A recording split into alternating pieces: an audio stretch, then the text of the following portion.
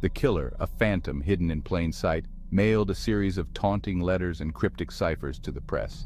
He craved attention, reveled in the fear he instilled. This is the story of the Zodiac Killer, a name whispered in hushed tones, a symbol of terror that continues to haunt California and the world. His identity? A chilling mystery, a puzzle yet to be solved. Was he a cunning mastermind, toying with authorities and flaunting his intellect, or a disturbed individual seeking a twisted form of notoriety? The answer, lost in a labyrinth of codes and clues, remains elusive. It's a tale of terror that unfolded in the sunny streets of California, leaving an indelible mark on the American psyche. Decades have passed, files have gathered dust, yet the mystery endures. Even today, the question lingers: who was the Zodiac? Perhaps somewhere in the shadows, the answer awaits. December 20, 1968. Two teenagers, David Faraday and Betty Lou Jensen, parked on a lover's lane in Benicia, California. Their evening ended abruptly, their lives cut short by gunshots. The first victims of a nightmare that had just begun. Months later, another couple, Darlene Ferrin and Michael Mageau, were attacked under a full moon. Parked on a lover's lane, they became targets. Darlene died, but Michael survived, his account a chilling testament to the killer's brutality.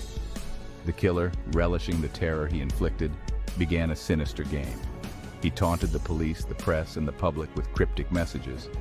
Letters, often signed with a crossed circle symbol, became his chilling calling card. The Zodiac's letters were more than just boasts. They were filled with chilling details, facts only the killer could know. Details about the murders, about the victims, about the crime scenes. Each detail confirmed his macabre claims, fueling the growing terror. Among the chilling details, the cryptic messages stood out. Complex ciphers filled with strange symbols and coded language. Were these the ramblings of a madman, or a calculated attempt to conceal his identity? The mystery deepened with each unsolved code. One cipher sent to the San Francisco Chronicle was eventually cracked. It revealed a chilling message, a glimpse into the killer's twisted psyche. September 27, 1969. A sunny day at Lake Berryessa turned into a scene of horror. Two college students, Cecilia Shepard and Brian Hartnell, were enjoying a picnic when a man approached them. He wore a bizarre hooded costume, a chilling symbol emblazoned on his chest. The hooded figure bound and stabbed Cecilia and Brian repeatedly. He left them for dead, their bodies a testament to his brutality. But this time, he left something else behind, a message scrawled on Brian's car door. The message, written in black felt-tip pen, proclaimed, "By night." Lake Berryessa marked a turning point, a brazen escalation in the Zodiac's reign of terror. The letters kept coming, each one a chilling reminder of the unsolved murders. The Zodiac seemed to revel in the attention, the fear he instilled with every cryptic message. He targeted newspapers, sending his letters to the San Francisco Chronicle, the San Francisco Examiner, and the Vallejo Times-Herald. The letters were often filled with threats against school children, promises of more violence. The Zodiac played a deadly game, toying with the authorities, taunting them with his elusiveness. He seemed to be always one step ahead, vanishing into thin air after each attack. In one chilling letter, the Zodiac claimed to have been stopped by a police officer shortly after the Paul Stein murder. This detail, if true, added another layer of complexity to the case. Years passed, and the letters eventually stopped. The Zodiac, once a constant threat, seemed to vanish into thin air. Had he grown tired of his deadly game? Or had he, as he often threatened, moved on to a new hunting ground, leaving California in his wake? The investigation continued, but the trail had gone cold. Leads dried up, suspects were investigated and cleared, and the case files grew thicker with each passing year. The Zodiac Killer, once a terrifying reality, became a ghost story, a chilling legend whispered in the fog-laden streets of San Francisco. Despite the lack of new leads, the case never truly closed. The unsolved murders continued to haunt the families of the victims, the investigators who dedicated their careers to finding the killer, and the public, who followed the case with a mix of fascination and dread. The Zodiac Killer case, once a symbol of terror, became a symbol of something else, the limits of justice. Over the years, investigators developed a psychological profile of the Zodiac. They pieced together clues from his letters, his crimes, and the few eyewitness accounts. The profile painted a picture of a deeply disturbed individual, a man driven by a need for control and a perverse desire for recognition. The Zodiac was believed to be highly intelligent, a master manipulator who enjoyed toying with the authorities. His letters, filled with misspellings and grammatical errors, were likely intentional, a deliberate attempt to mislead investigators and project a less intelligent persona. He craved attention, basking in the notoriety his crimes generated.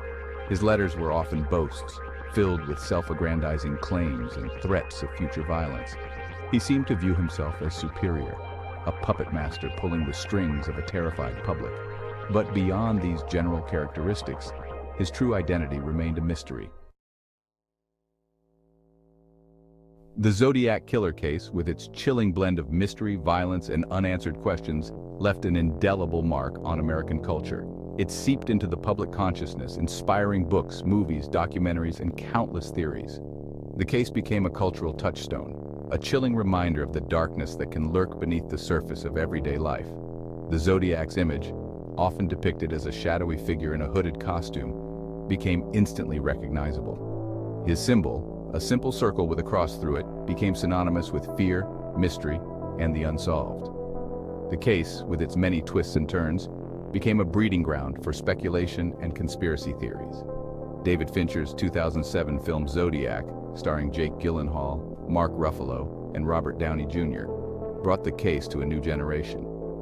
The film, with its meticulous attention to detail and chilling realism, reignited public interest in the case. Despite the passage of time, the Zodiac Killer case refuses to fade into obscurity.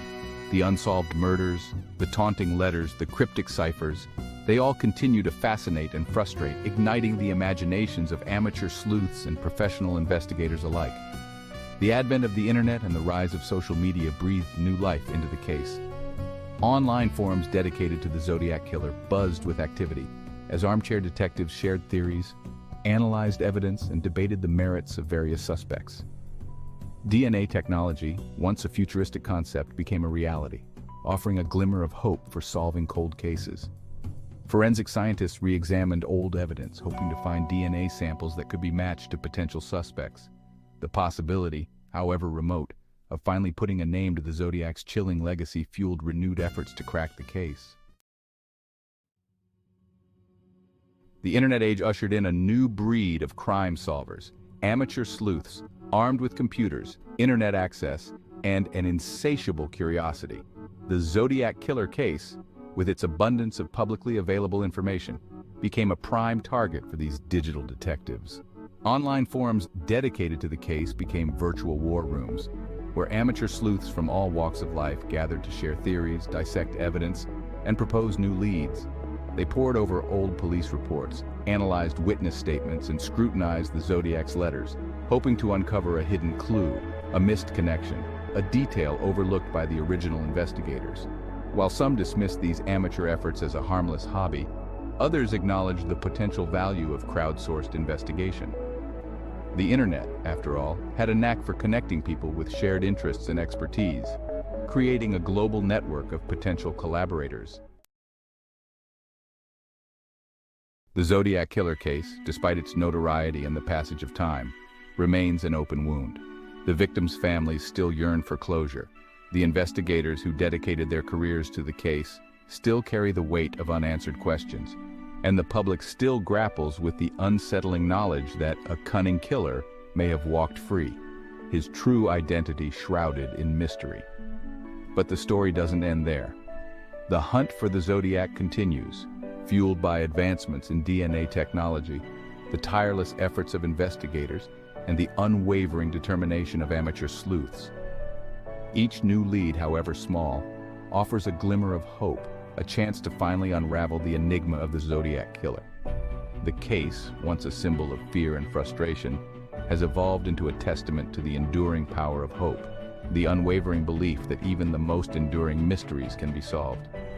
The hunt continues, and with it, the hope that one day the shadows will finally relinquish their secrets.